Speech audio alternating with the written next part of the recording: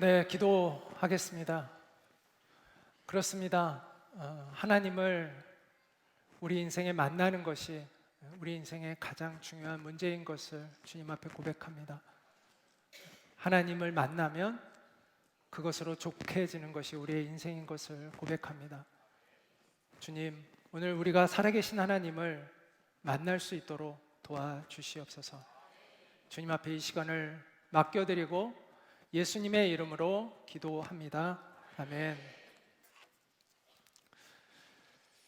네, 이번 강의를 하기에 앞서서 오늘 이 강의는 폴 워셔라는 미국의 목사님이 쓴 복음이라는 책이 있습니다. 이 책의 내용이 주된 중심이 되어 있다는 걸 미리 말씀을 드리고 오늘 말씀을 이야기하고자 합니다.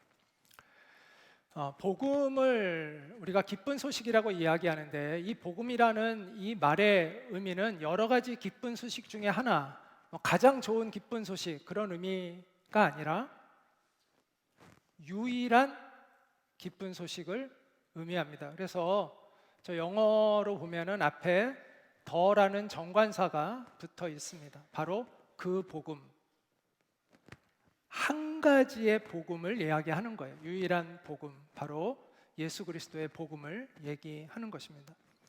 이 복음의 핵심에는 예수님의 십자가가 있습니다. 한 사람의 죽음이 기쁜 소식이 된다는 게 놀랍지 않습니까? 어떤 종교의 창시자도 또 어떤 위대한 사상가도 그의 죽음이 기쁜 소식이 되는 적은 없습니다. 예수님만 제외하고. 그가 가르친 가르침이 기쁜 소식이지 그의 죽음이 기쁜 소식이라고 말을 하지는 않습니다. 그런데 우리는 예수님의 죽음을 기쁜 소식이라고 전합니다. 왜 그럴까요? 우리가 그것을 이해하기 위해서는 성경이 말하는 죄가 무엇인지를 바로 이해해야만 이 사실을 알게 됩니다. 예수님의 죽음은 바로 우리의 죄 때문이라고 이야기하고 있기 때문입니다.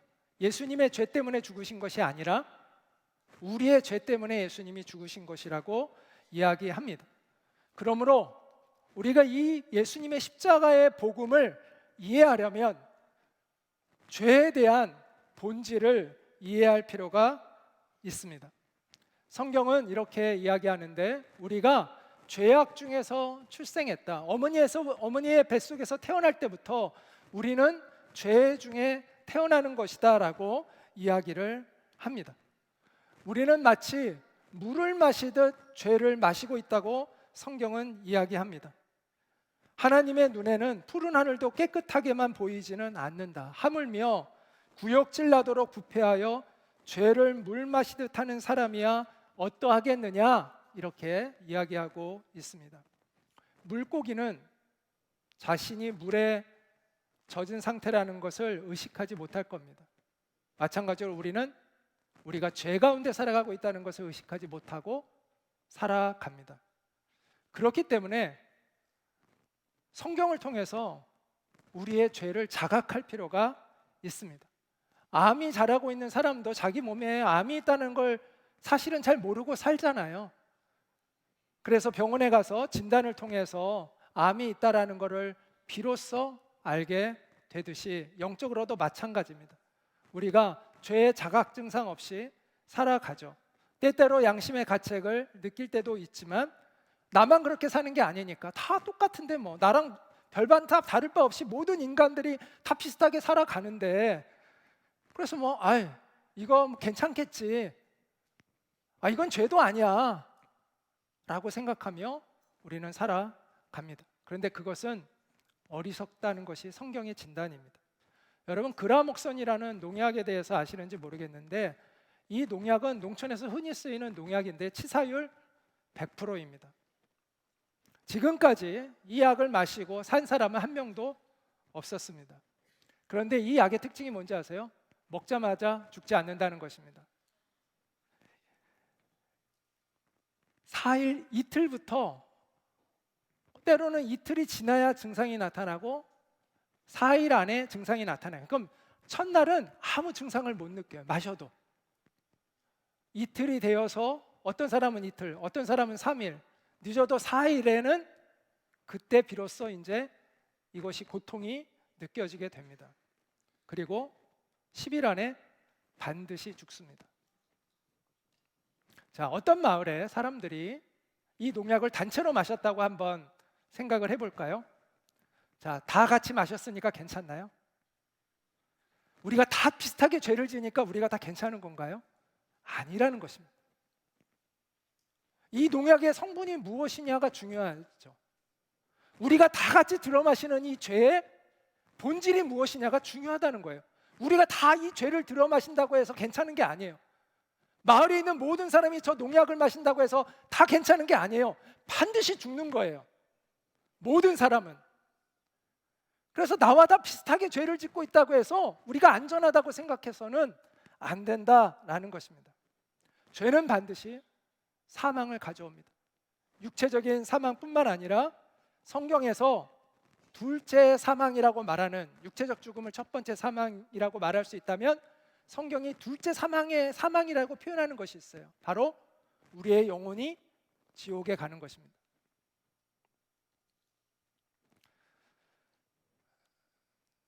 죄의 결과는요, 정말 무섭고 끔찍하다는 것을 알아야 합니다. 하나님은 죄를 혐오하시고 죄인을 미워하신다고 성경은 말씀하고 있습니다. 그리고 예수님은 이렇게 말씀하셨는데, 우리의 몸을 죽일 수 있는 그 권력자들을 두려워할 것이 아니라 우리의 영혼을 심판하는, 우리의 영혼을 지옥에 보내시는 하나님을 두려워해라 라고 말씀을 했습니다.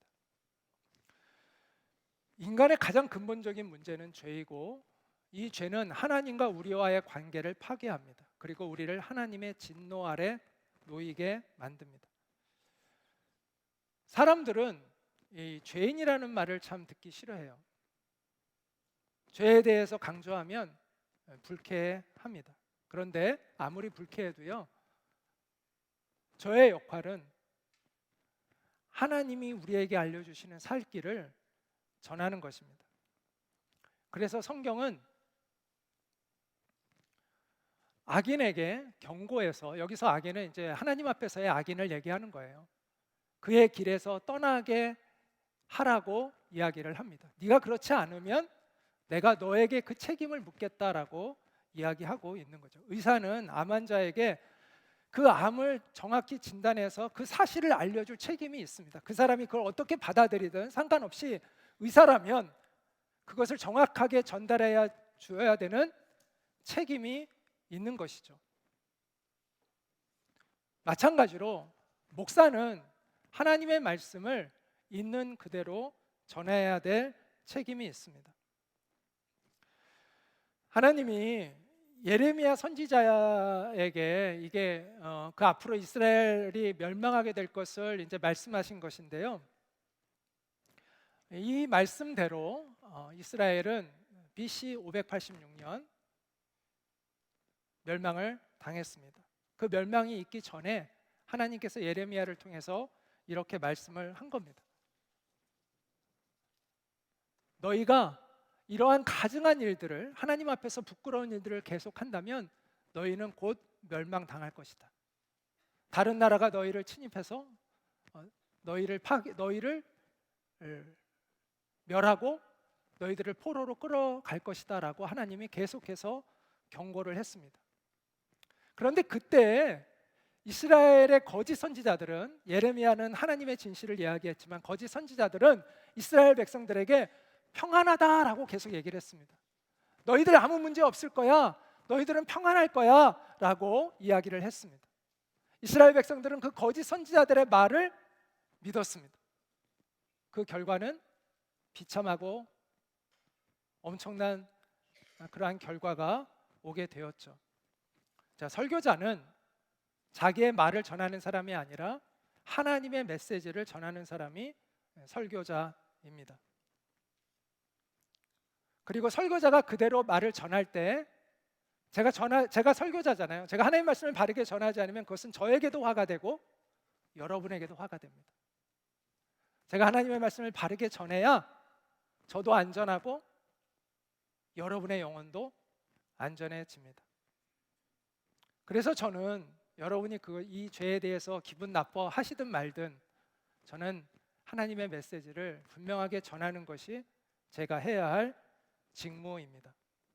그렇다고 해서 오해하지는 마셨으면 좋겠습니다. 제가 여러분보다 더 도덕적으로 뛰어나서 제가 여러분에게 나는 이렇게 사니까 당신들도 좀 제대로 사시오 이렇게 이야기하는 것이 결코 아닙니다. 저 역시 죄악 중에 출생을 했고 또 죄를 지으며 살았고 지금도 죄의 본성에서 자유롭지 못한 여러분과 같은 사람입니다. 그래서 저도 본질상 하나님의 진노 아래 놓여 있었던 사람이었습니다. 그런데 하나님이 저에게 은혜의 길을 보여주셨고 살 길을 알려주셨고 또 하나님의 구원을 경험하게 하셨습니다. 자, 그렇다면 저는 어떤 의무감을 가지고 있는 것일까요? 제가 여러분에게도 그 살 길을 알려줘야 할 책임이 있는 것입니다. 아마 오늘 교회를 안 다니시고 또 예수님을 믿지 않는 많은 분들이 또 다른 분들 교회 다니거나 예수님 믿는 분들에 의해서 이 자리에 초청을 받았을 겁니다. 그분들도 동일한 저와 같은 마음으로 여러분에게 그 살 길을 알려주기 위해서 여러분을 이 자리에 초대했을 거라고 생각합니다.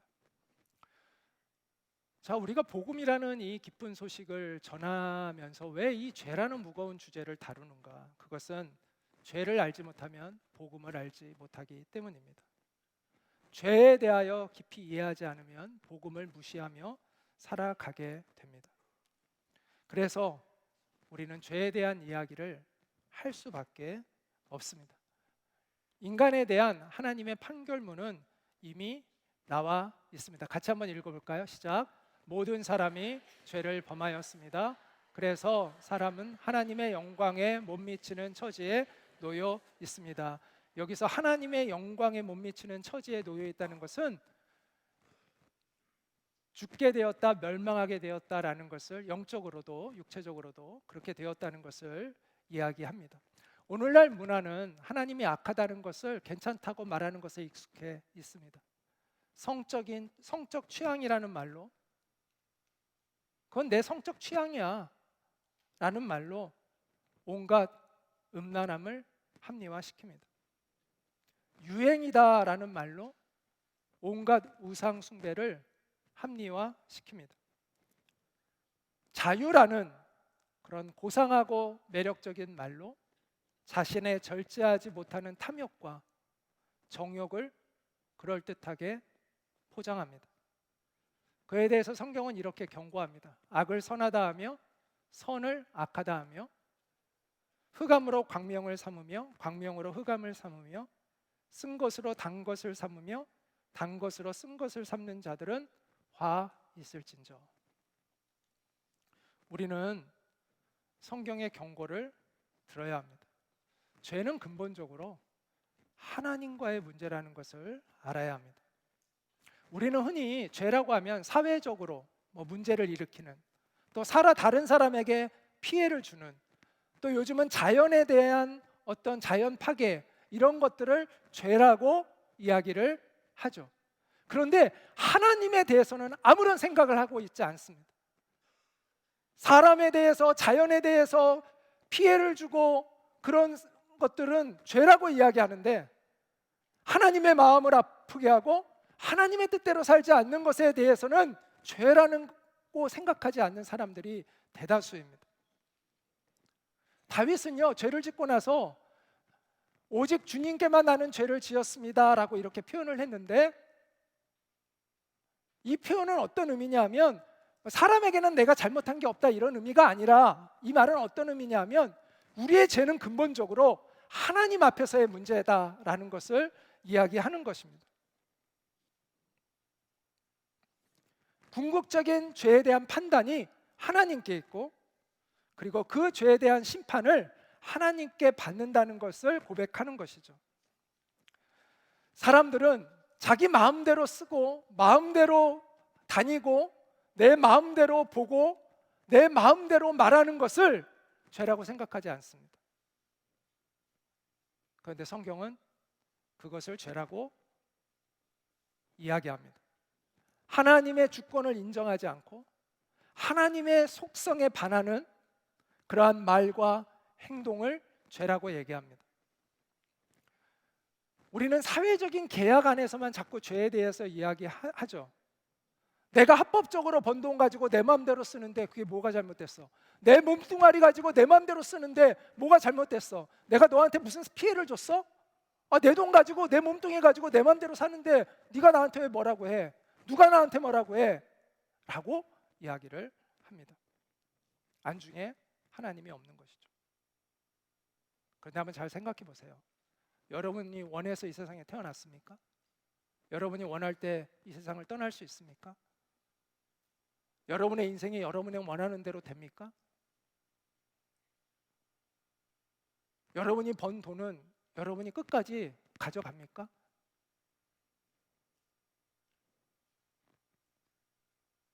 하나님께 잠시 다 받은 것입니다. 우리 인생의 주인이 어떻게 나입니까? 내가 잠시 받아서 누리고 있는 건데 이거 하나님이 잠시 맡겨놓으신 거예요. 근데 이게 왜 이 몸뚱아리도 하나님께 잠시 받은 거잖아요. 이게 내 마음대로 할 수 있는 게 맞습니까? 정말 이 몸뚱아리의 주인이 나인가요? 내가 벌었다는 그 돈이 정말 내 마음대로 쓸 수 있는 건가요? 그럴 권한이 나에게 있는 건가요? 그건 오만입니다. 교만한 것이죠. 그래서 제임스 패커라는 사람은 죄에 대해서 이렇게 얘기했습니다. 죄는 창조자 앞에서 자아를 높이며 그분에게 합당한 경외심을 거두고 인생의 모든 결정 가운데 궁극적인 판단 기준으로 하나님이 아닌 바로 자기 자신을 택하는 것이 바로 죄다라고 죄에 대한 본질을 이야기했습니다. 왜 사람들이 이렇게 하나님을 무시하며 살아갈까요? 그것은 하나님에 대한 올바른 지식이 없기 때문입니다. 호세아라는 한 BC 700년 전에 BC 700년에 그 선지자로 활동했던 이스라엘의 예언자가 있었는데요. 그 이스라엘이 멸망하는 것에 대해서 그가 이야기하면서 이 백성이 지식이 없음으로 망하는도다라고 이야기를 했습니다. 여기서 이 지식은 하나님을 아는 지식을 이야기하는데 여기서 이 지식은 그냥 표면적으로 아는 것을 이야기하는 것이 아니라 인격적으로 아는 것을 의미합니다. 하나님을 인격적으로 알지 못한다는 것은 무엇을 의미하냐면 내가 이 땅에 왜 태어났는지를 모른다는 것이고 하나님이 내 인생에 어떤 뜻을 갖고 계신지를 전혀 모르고 살아가고 있다는 것을 의미합니다. 내 근본이 어디인지도 모르고 내가 어디로 돌아갈지도 모르고 내가 이 땅에 존재하고 있는 존재의 이유도 모른다는 것을 의미합니다. 이것은 하나님만이 우리에게 줄 수 있는 답이거든요. 그래서 하나님을 아는 지식이 없으면 자기가 기준이 되어서 자기 마음대로 삽니다. 그리고 하나님의 심판대 앞에 서서 하나님의 심판을 받게 됩니다. 누구나 이렇게 이야기하겠죠. 나는 고의적으로 하나님을 무시한 게 아니라 몰랐기 때문에 그래서 내가 그렇게 산 건데 그런 나도 지옥에 가야 하나요? 라고 물을 수도 있겠죠. 물론 고의적인 것보다는 모르고 한 것이 조금은 가볍습니다. 그런데 지옥에 가지 않을 만큼 가볍지는 않습니다. 그래서 종교개혁가인 켈빈이 이런 이야기를 했는데 사람이 하나님을 찾으려면 자기를 자신보다 당연히 자기들 자신보다 높이 올라가야 하는 것이 마땅한데도 하나님을 찾아야 한다는 것이죠. 저 가련한 사람들은 그렇게 하지를 않고 자기들의 육신적인 어리석음의 잣대로 하나님을 재려고 하고 또한 건전한 탐구를 무시하며 호기심에 이끌려 허망한 사색에 이리저리 휩쓸리는 것을 볼 때 헛된 교만과 완고함이 그들에게 있다는 것이 거기서 잘 드러난다. 그래서 그들은 결국 그거에 대한 책임을 면할 수 없다라고 이야기를 합니다. 그래서 성경은 하나님을 아는 것 외에 다른 것을 자랑할 필요가 없다라고 얘기합니다. 우리는 자신의 지혜를 자랑하고 자신의 부를 자랑하고 자신의 권력을 자랑하죠. 그러나 이 모든 것이 다 헛되다라는 것입니다. 우리가 자랑할 것이 있다면 그것은 내가 하나님을 경외하는 지식을 갖고 있다는 것 외에는 사실은 자랑할 것이 없다라고 이야기를 해줍니다. 왜냐하면 앞에서 얘기한 모든 것들은 다 우리의 죽음과 함께 사라지는 것들이기 때문입니다. 하나님을 아는 지혜와 지식이 여러분 가운데 있기를 축복합니다. 그래서 성경은 여호와를 알자, 힘써 여호와를 알자라고 얘기를 합니다. 우리 하나님은 변덕이 없으시기 때문에 하나님을 아는 게 어렵지 않아요. 하나님은 한결같으세요. 새벽빛같이 일정하세요. 그래서 우리가 하나님을 알려고 하면 알 수가 있어요. 자, 그러면 하나님은 어떤 분이실까요? 하나님은 어떤 분이실까요? 첫 번째, 하나님에 대해서 알려주는 지식은 하나님은 위대하신 분이다라는 것입니다. 우리 인간과는 비교할 수 없는, 그래서 성경은 인생을 의지하지 말아라. 우리의 호흡은 코에 있나니, 그의 호흡은 코에 있나니 셈할 가치가 없다. 우리는 호흡 있는 동안에만 잠시 있다가 흙으로 돌아가는 그런 연약한 존재라는 것이죠. 여러분, 죽으면 모든 인생이 다 똑같아진다는 거 아세요?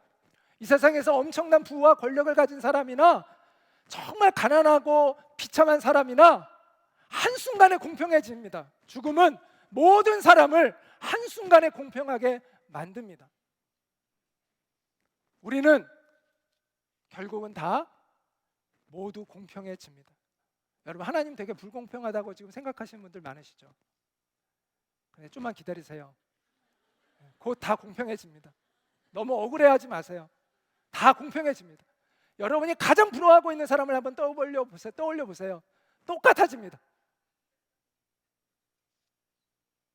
죽음은 모든 인생을 한꺼번에 똑같이 만듭니다. 우리 인간은 그런 존재입니다. 하나님만이 영원하신 분이십니다. 하나님만이 한결같고 무궁한 분이십니다.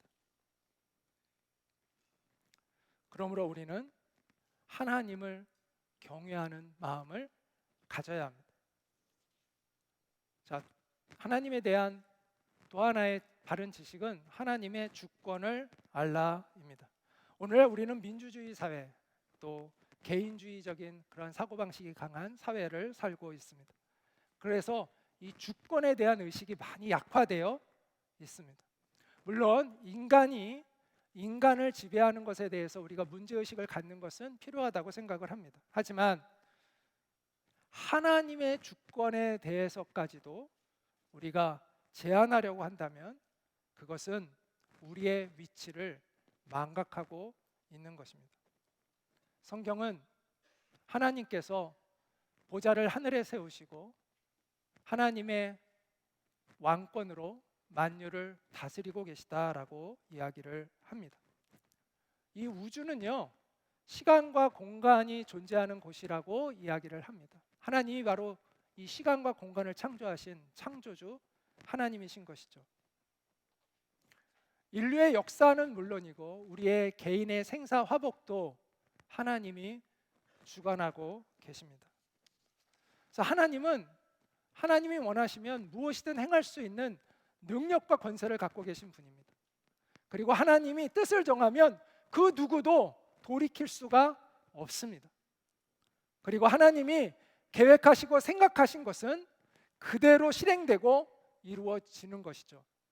그리고 하나님은 모든 생사화복의 결정권을 가지고 계십니다. 태어나고 죽는 것도, 흥망성쇠도, 높아지고 낮아지는 것도 모두 주님의 주권에 속해 있는 것입니다. 이런 하나님 앞에서 우리가 하나님이 미워하시는 죄를 행한다는 것은 통치권자에 대한 도전과 반항이다라고 이야기할 수 있는 것이죠. 하나님은 별들에게 정확한 시간에 맞추어 밤하늘의 그 모습을 보이도록 명령하셨습니다. 별들은 그 명령에 순종합니다. 하나님은 행성들에게 본 궤도를 돌라고 명령하셨습니다. 행성들도 그분의 명령에 복종하고 있습니다. 하나님은 골짜기는 낮아지고 산들은 높이 솟아오르라고 명령하셨습니다. 산과 골짜기도 하나님의 명령에 복종하고 있습니다. 하나님은 바다의 경계를 정하시고 그 이상은 넘어오지 말라고 명령하셨습니다. 바다도 하나님의 명령에 복종하고 있습니다. 그런데 오직 피조물 중 인간만이 겁없이 하나님께 도전합니다. 그것은 용기가 아니라 오만이고 자유가 아니라 방종입니다. 하나님을 두려워하지 않는 것은 분별력을 잃어도 보통 잃은 것이 아닙니다. 하나님께 불순종하는 것은 스스로 자기 무덤을 파는 그런 어리석은 행위입니다. 우리는 하나님의 주권을 인정하는 태도를 회복해야 합니다. 자, 세 번째, 하나님에 대한 바른 지식은 하나님의 거룩하심을 알아야 한다는 것인데요. 이 거룩이라는 이 하나님의 속성은 다른 모든 하나님의 속성의 가장 근본적인 속성이다라고 이야기할 수 있습니다. 그래서 성경은 여호와를 경외하는 것이 지혜의 근본이고 거룩하신 자를 아는 것이 명철이다. 하나님이 바로 거룩하신 분임을 아는 것이 명철이다라고 이야기를 했습니다. 이 거룩하다라는 이 단어는 카도시라는 히브리어인데 이것은 구별하다, 따로 떼어놓다라는 것을 이야기합니다. 인간과 하나님은 구별되신다라는 것입니다. 어떤 점에서 구별이 되냐면 하나님은 초월성을 가지고 있다라는 거예요. 우리와는 차원이 다른 그런 분이다라는 것입니다. 이 땅의 그 어떤 위인도 어떤 사람도 위대한 사람도 하나님 앞에서는 벌레만도 못한 존재다라는 것이죠. 그래서 성경은 거룩하신 분은 하나님 외에는 없다라고 이렇게 단언합니다. 또 하나 하나님의 거룩하심은 어떤 구별됨을 갖느냐 하면 하나님은 도덕적으로 완전하신 분이다라는 것을 의미합니다. 그래서 성경은 주께서는 눈이 정결하심으로 악을 참아보지 못하시며 패역을 보지 못하신다라고 이야기를 합니다. 그래서 하나님은 죄에 대하여 혐오감을 느끼시고 죄를 가증스럽게 여기실 수밖에 없습니다. 그래서 성경은 악을 행하는 자는 하나님 앞에 가증한 자들이라고 이렇게 이야기하고 있습니다. 자, 인간의 이 구원은요 논리적인 순서에 의해서 이루어지는 거예요. 이 구원은요 먼저 자신이 죄인임을 깨달아야 돼요. 근데 자신이 죄인임을 어떻게 알 수 있죠? 바로 하나님의 거룩하심을 깨달을 때 내가 얼마나 거기에 기준에 미치지 못하는 존재인지를 비로소 알게 됩니다. 그래서 우리가 사람끼리 판단해서 우리의 죄를 판단하면 안 돼요. 죄는 하나님 앞에서의 문제라는 것입니다. 근본적으로. 그래서 죄의 본질을 알려면 이 하나님의 거룩하심의 빛으로 우리를 비추어 볼 때 비로소 죄가 보이는 거예요. 우리끼리 비교하면 죄가 뭔지를 잘 몰라요. 그런데 하나님의 그 거룩하심에 비춰 볼 때 비로소 내 문제가 정확히 인식될 수 있는 것입니다. 우리를 심판하시는 분은 하나님이시라는 거예요. 하나님의 기준에 의해서 우리가 심판을 받는 거예요. 그렇기 때문에 우리는 하나님의 거룩하심으로 우리를 돌아보아야 합니다. 자, 또 하나 하나님에 대한 바른 지식은요, 하나님의 의로우심을 알아야 한다라는 것입니다. 자, 하나님의 거룩하심이 실행되어 나타나면 그게 의로움이 됩니다. 하나님은 공의롭고 정의로우신 하나님이시라고 성경은 말씀합니다. 또 하나님의 의는 일관성이 있습니다. 이랬다 저랬다 하지 않아요. 명확한 기준이 있다는 거예요. 변하지가 않습니다. 그리고 하나님이 행하시는 일은 항상 바릅니다. 하나님이 행하시는 일은 항상 정의에 부합됩니다. 하나님은 정의와 공의에 어긋나는 일은 행하실 수 없습니다. 본성상 그 거룩하심 때문에 행하실 수가 없습니다.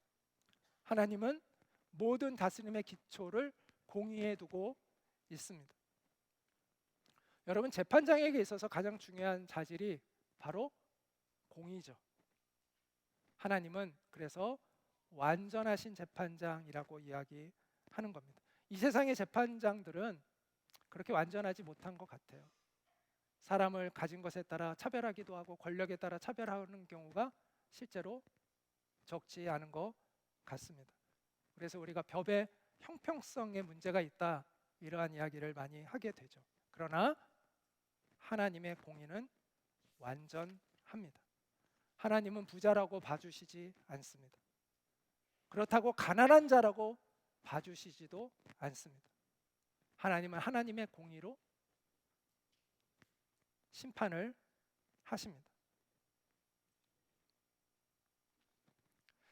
이 하나님의 의로우심이 우리에게 첫째로는 기쁜 소식이긴 해요. 왜냐하면 절대자가 의롭지 않은 분이라면 우리는 정말 소망이 없겠죠. 절대자이신 하나님이 의로우신 분이라는 것이 일단 안심이 됩니다. 그렇죠? 그런데 문제가 있습니다. 우리가 의롭지 못하다는 것입니다.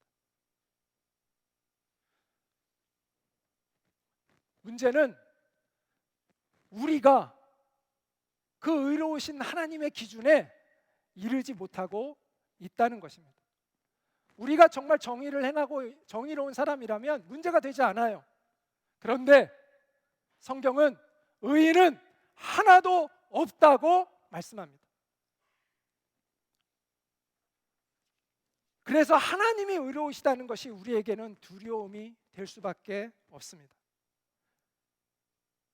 그런데 이 마땅한 두려움을 갖지 않고 살아가는 사람들이 너무나 많다는 것이죠. 왜 그럴까요? 이 셋 중에 하나에 속하기 때문입니다. 하나님이 살아계시다는 것을 알고 있지 못하기 때문이거나, 아니면 그 양심이 제대로 작동하고 있지 않기 때문이거나, 자신이 의로운 사람인 줄로 착각하며 살고 있기 때문이죠.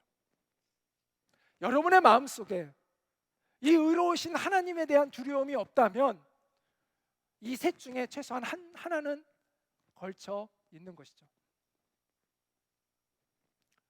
세상에는요, 건강한 두려움이 있고 건강하지 못한 두려움이 있습니다.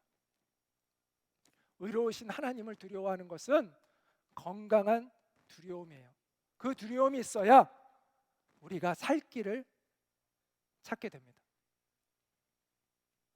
사람들은 자기가 어떤 인생을 살든, 자기 마음이 어떤 마음이든 상관없이 무조건 자기 편을 하나님이 들어주기를 원합니다. 사람들이 들어주기를 원합니다. 그 길을 무조건 잘한다고 격려해 주기를 원합니다. 그러나 그것이 정말 그 사람의 인생에 유익한 것일까요? 그렇지 않죠. 하나님 앞에서 패역했던 이스라엘 백성들도 온갖 음란한 짓을 하면서, 온갖 우상 숭배를 하면서, 온갖 나쁜 짓들을 다 하면서도 하나님께서 그들에게 복 주시기를 원했습니다. 그리고 거짓 선지자들은 아까 얘기한 대로 그들에게 평안하다, 평안하다라고 말해 주었습니다. 그러나 하나님은 그들에게 엄정한 심판을 내리셨습니다.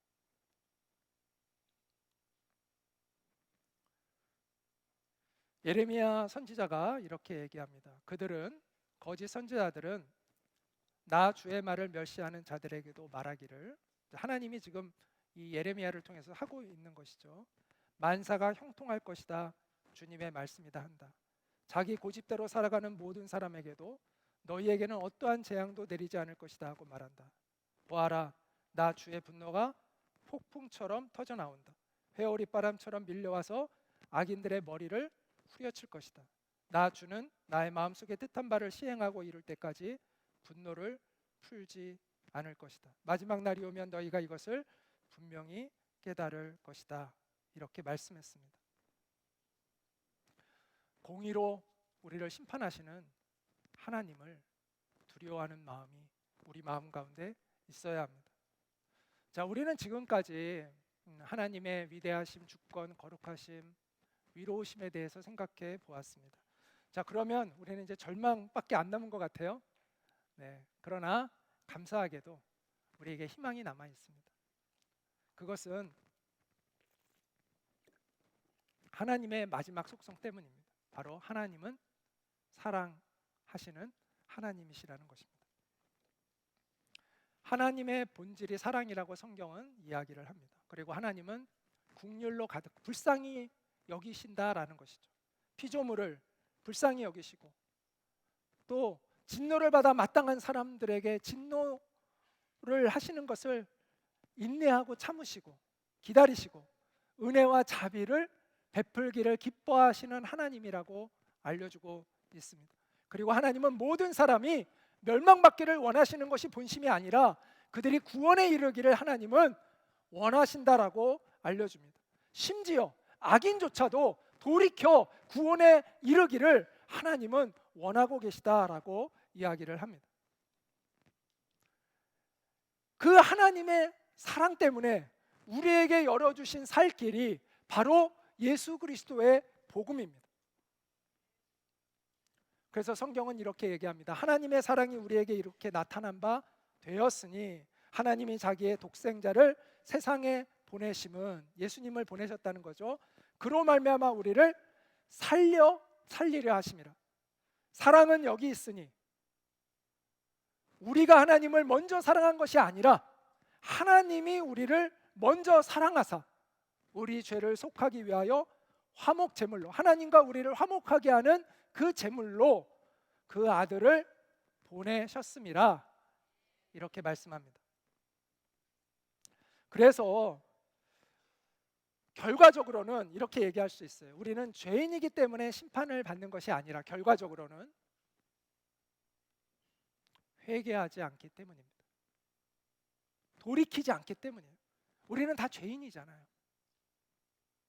그런데 하나님이 살 길을 열어주셨다니까요. 그래서 우리는 돌이킬 수 있는 기회가 있다는 거예요. 그래서 결과적으로 심판을 받는 것은 우리가 죄인이기 때문이 아니라 물론 이제 죄 때문에 우리가 죽게 된 것도 맞지만 우리에게 열어주신 그 살 길을 무시하고 결과적으로는 회개하지 않았기 때문에 우리가 하나님의 심판을 받게 되는 것이다 라고 이야기할 수 있습니다.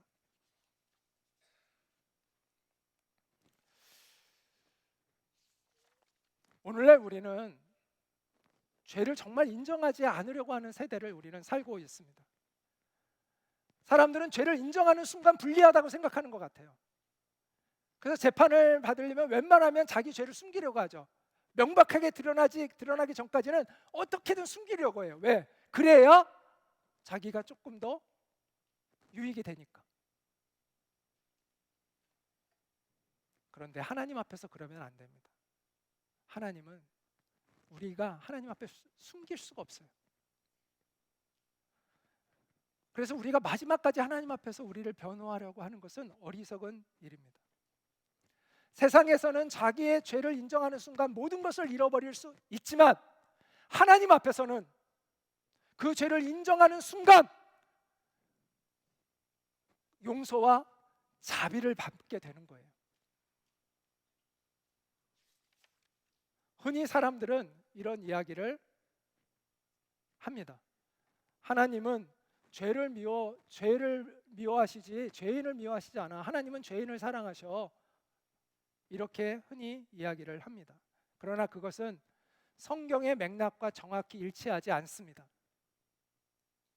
물론 그렇게 말할 수도 있어요. 어떤 의미인지는 알겠어요.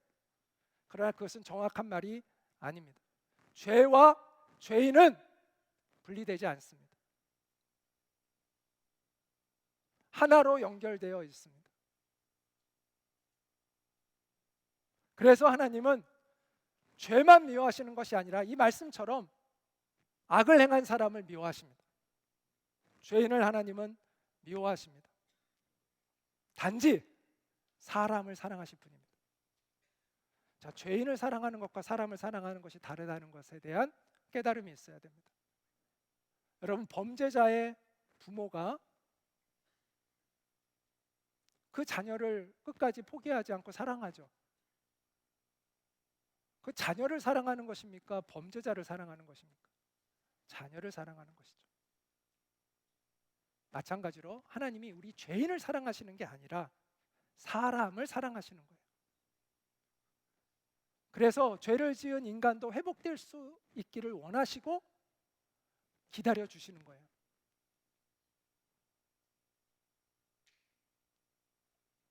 구약은, 어떤 사람은 구약은 하나님, 무서운 하나님, 심판하시는 하나님 이렇게 생각하고, 신약은 갑자기 하나님이 사랑의 하나님으로 바뀌었네요 이렇게 이해하는 잘못된 이해들이 있습니다. 하나님은 변하신 것이 없습니다. 구약의 하나님도 정의와 사랑의 하나님이시고요, 신약의 하나님도 정의와 사랑의 하나님이십니다. 똑같아요. 그래서 신약 성경에도 이렇게 이야기하는데, 우리가 원수 되었을 때, 우리가 하나님과 원수로 되어 있을 때 그의 아들의 죽으심으로 말미암아 하나님과 화목되었다라고 이야기합니다. 하나님과 인간이 적대적인 관계에 놓여 있다라는 것을 말하고 있어요. 죄인을 향한 하나님의 그 태도는, 하나님의 그 마음은 죄인을 미워하신다라는 것입니다. 우리와 하나님과 원수의 관계에 있다라는 것입니다. 그래서 찰스 하치라는 신학자는 이렇게 이야기를 했는데, 인간은 사악한 태도로 하나님을 대적했고 하나님은 거룩하심으로 죄인을 대적하신다라고 이야기합니다. 우리는 사악함으로 하나님과 원수가 되었지만 하나님이 우리를 원수로 여기시는 그 이유는 하나님의 그 거룩하심 때문이다라고 이야기를 합니다. 우리가 이 사실을 알아야 합니다. 우리가 하나님의 심판 앞에 놓여 있다라는 이 사실을 알아야 한다는 거예요. 내가 죄와 한통속이 되어서 하나님의 원수가 되어 있다라는 사실을 인식을 해야 한다는 거예요. 그래야 예수님의 십자가가 어떤 의미인지를 알게 되는 거예요. 아, 그 예수님의 십자가가 내가 달려 있어야 할 그 자리구나를 비로소 알게 되는 거예요. 그분이 나를 위해서 무엇을 하셨는지가 비로소 이해되는 거예요. 그렇지 않으면 남의 이야기죠. 예수님의 십자가는 나의 이야기인 거예요. 그걸 깨달은 사람이 비로소 그 십자가의 의미를 깨닫고 주님 앞에, 오 주님, 오 나를 위해서 죽으신 나의 유일한 주님이라고 고백할 수 있게 되는 것입니다. 먼저 전쟁을 선포한 것은 인간입니다. 인간이 먼저 하나님께 전쟁을 선포했습니다. 그래서 하나님도 인간을 향해 전쟁을 선포하셨습니다. 물론 하나님은 자비하셔서 우리에게 용서받을 수 있는 길을 열어주셨습니다. 그것을 바로 회개의 복음이라고 얘기합니다. 회개함으로 하나님과 관계가 회복되는 기쁜 소식을 우리에게 주셨다라는 것이죠. 자, 이 회개의 복음을 누리지 못하면 우리는 하나님의 진노에 그대로 노출되어 있을 수밖에 없습니다. 하나님 앞에서 죄인인 우리의 유일한 희망은 무기를 내려놓고 하나님께 항복하는 것입니다. 회개는 하나님 앞에 백기를 들고 나가는 것을 의미합니다. 내가 하나님의 반역자로 살아왔던 것에서 돌이켜서 이제 하나님께 순복하는 사람이 되겠습니다라고 고백하는 것을 의미합니다. 하나님은 죄인을 미워하신다고 이야기했죠. 그런데 그 미움은 우리 인간의 미움과는 다르다고 분명히 말씀을 드렸습니다. 그것은 하나님의 정의로부터 나오는 분노입니다. 우리가 분노를 갖는다고 해서 다 그것이 나쁜 감정이 아니에요. 거룩한 분노가 있죠. 불의를 보고 참지 못하는 그런 거룩한 분노가 있습니다. 하나님은 그 거룩함에서 분노하시는 것이죠. 따라서 하나님의 이 공의를, 이 공의로부터 나오는, 정의로부터 나오는 이 분노를 멈추게 할 수 있으려면 하나님의 그 공의가 충족되어야 돼요. 충족되어야 돼요. 자, 무슨 말이냐? 죄가 반드시 죄값을 치러야 하는 거예요. 그냥 눈 감아주고 용서하실 수 없어요. 하나님은 거룩하신 분이기 때문에 그냥 좋은 게 좋은 거지 그렇게 그냥 넘어가실 수가 없어요.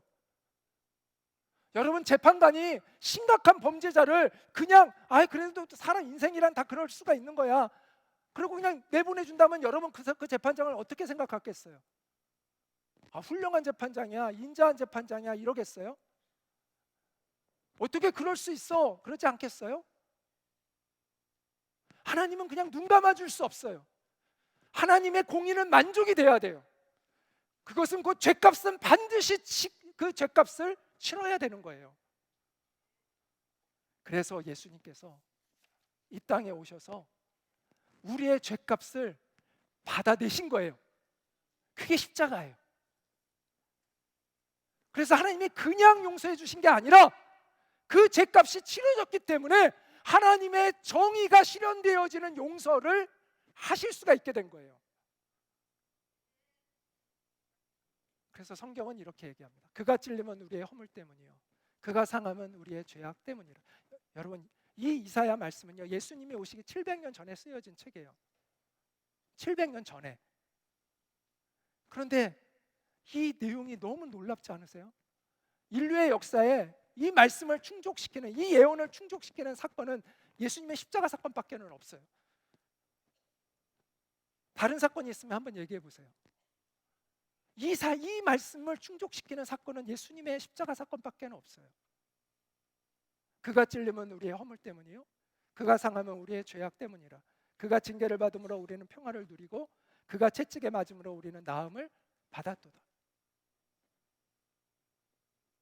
그러므로 우리에게 남겨진 이제 유일한 희망은 이제 하나입니다.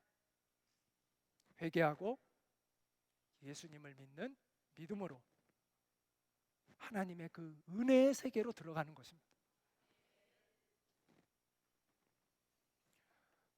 하나님 앞에 항복하는 것입니다.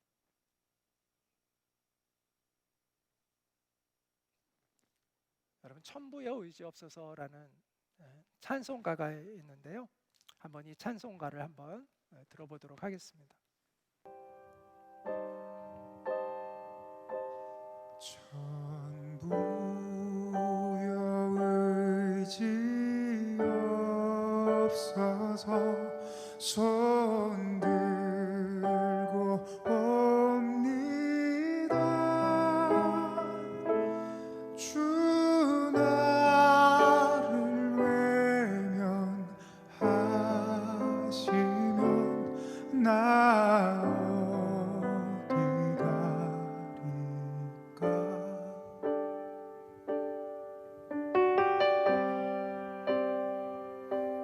전부터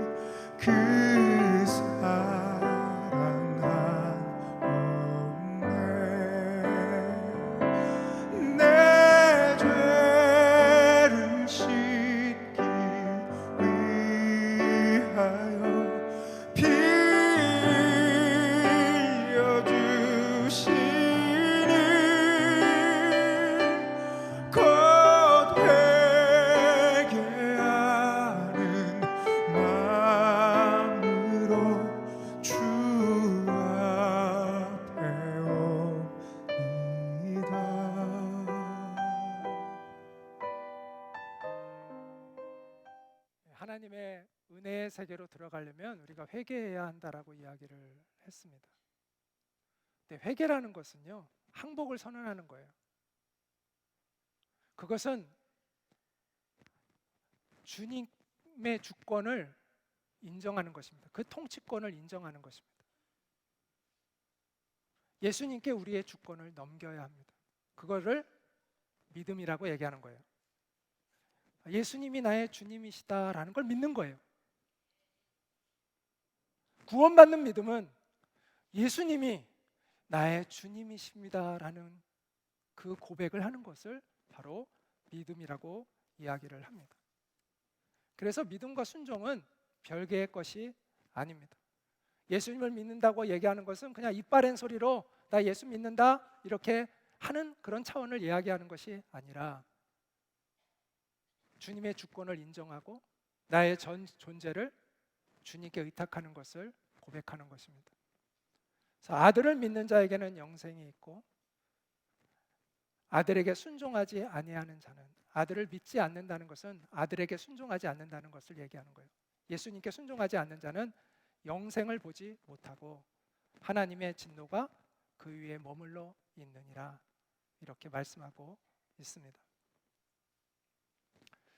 아까 그 1강에서 또 이재만 선교사님이 예수님이 바로 우리의 창조주셨다라고 이야기를 합니다. 그렇죠? 예수님은 단순히 그냥 인간 중에 한 위대한 분이 아닙니다. 인류의 역사에 예수님 같은 분은 없습니다. 예수님이 오시기 전에 이미 수천 년 전부터 수백 년 전까지 예수님이 언제 태어나서, 아니 예수님이 어디서 태어나서 어떻게 살다가 어떻게 사역을 하다가 어떻게 죽고 어떻게 부활할지가 예언되어 있는 그런 인물은 역사에 예수님밖에는 없습니다. 아까 제가 이사야 그 말씀 봤잖아요. 십자가에 대한 예언의 말씀.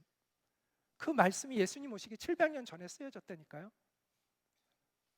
그런 구체적인 죽음을 예언해 놓고 예수님이 그대로 죽으신 거예요.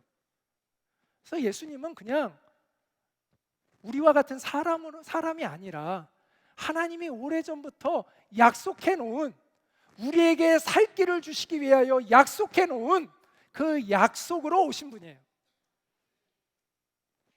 그래서 예수님은 하나님이 인간의 몸을 입고 이 땅에 오셨다라고 이렇게 이야기하는 것이죠. 우리는 예수님을 창조주 하나님으로 깨달아야 합니다.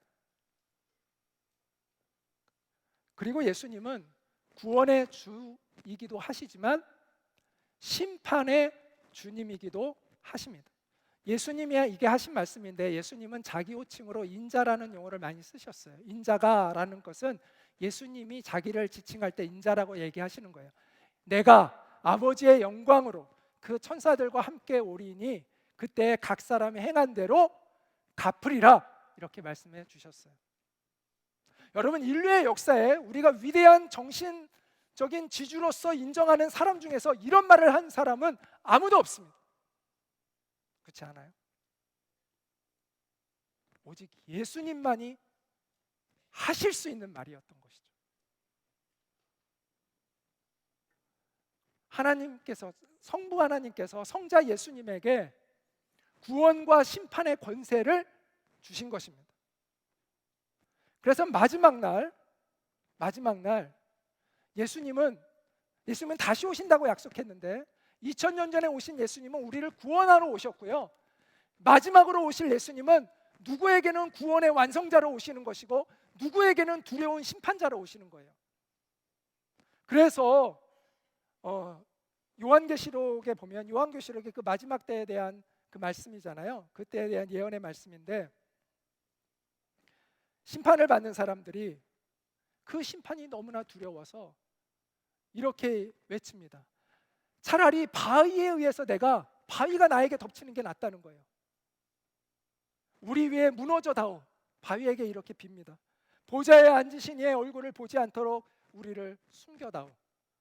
어린 양의 노여움에서, 바로 심판의 주 되시는 그 주님의 노여움에서 우리를 제발 지켜다오. 큰 진노의 날이 다가왔으니 누가 그 진노를 견뎌내겠는가? 이렇게 심판을 받게 된 자들이 외칩니다.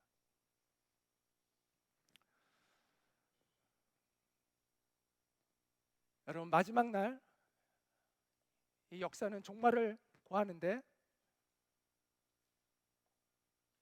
그때 마지막 하나님의 심판이 있다고 얘기합니다. 그런데 우리의 인생은 매우 짧습니다. 우리는 그 전에 아마 여기 있는 대부분들이 먼저 주님의 심판대 앞에 서게 될 것입니다. 그걸 개인적인 종말이라고 얘기합니다. 우주적 종말이 있지만 개인적인 종말은 얼마 남지 않았습니다. 우리에게 남겨진 그 시간은 사실은 그렇게 많지 않습니다. 그 전에 우리는 살 길을 찾아야 합니다. 여러분, 회개할 기회가 항상 있다고 생각하면 오해입니다. 어떤 분은 이렇게 얘기합니다. 나 죽기 바로 직전에 예수님 믿으면 되지 뭐. 이런 분들이 있습니다. 모르긴 몰라도 그분들은 그런 생각을 가지고 믿지 않는 분이 있다면 그분은 구원을 못 받게 될 겁니다. 왜냐하면 하나님이 그 마음을 알고 계시기 때문입니다. 여러분, 구원, 이 회개가요, 내 마음대로 되는 게 아니에요. 내가 하고 싶다고 해서 회개되는 게 아니에요. 그게 얼마나 오만한 건지 아세요? 내가 그때 돼서 예수님 믿고 회개할 것 같으세요? 하나님이 주신 기회를 겸손하게 받지 않고 교만한 마음으로 그렇게 하나님의 은혜를 배척했던 그 사람에게 회개의 기회가 올까요? 물론 모르겠지만 저는 그러지 않을 거라고 생각합니다. 자기가 회개하고 싶다고 내가 맨 마지막에 회개하면 되지. 그것이 얼마나 오만한 말인가요? 하나님의 은혜를 은혜되게 하십시오. 하나님이 베풀어 주신 그 은혜의 때가 있어요. 복음을 들을 수 있는 때가 있고요, 복음에 응답할 수 있는 때가 있는 거예요. 그 때를 놓치면 안 돼요. 그게 하나님의 은혜의 때인 거예요. 그게 하나님이 여러분의 영혼을 찾고 계시는 거예요. 그때 우리가 하나님의 그 은혜 안에 들어가야 되는 거예요. 사도 바울이 고린도 교회 성도들에게 했던 간절한 권면이 제가 여러분에게 하는 또한 간절한 권면이기도 합니다.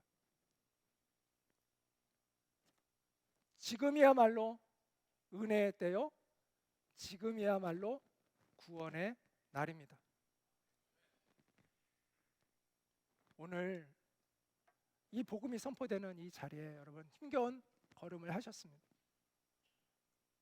그것은 하나님이 여러분에게 은혜를 주고 계신 것입니다. 하나님의 그 구원의 그 약속에 응답할 수 있는 기회를 주고 계신 것입니다. 겸손한 마음으로 이 하나님의 은혜를 받아들이는 여러분이 되셔서 그 하나님의 은혜의 세계 안으로 들어가는 그런 은혜의 날이, 구원의 날이 오늘 되시기를 주님의 이름으로 축복합니다. 네, 이따가 또 뵙도록 하겠습니다. 기도하고 마치겠습니다. 존귀하신 하나님, 우리가 멸망의 길로 가고 있을 때 그것을 마음 아파하시고 우리에게 돌이킬 수 있는 은혜를 베풀어 주신 주님께 감사를 드립니다. 우리가 겸손한 마음으로 주님 앞에 나아가기를 원합니다. 애통하는 마음으로 주님의 그 은혜를 붙잡을 수 있는 우리가 되게 하셔서 하나님이 약속하신 그 영원한 생명의 세계 안으로, 하나님이 다스리시는 그 은혜의 세계 안으로 우리가 들어가서 정말 소망이 있는 그러한 진정한 인생을 새롭게 시작할 수 있는 우리가 될 수 있도록 도와주시옵소서. 예수님의 이름으로 기도합니다. 아멘. 아멘.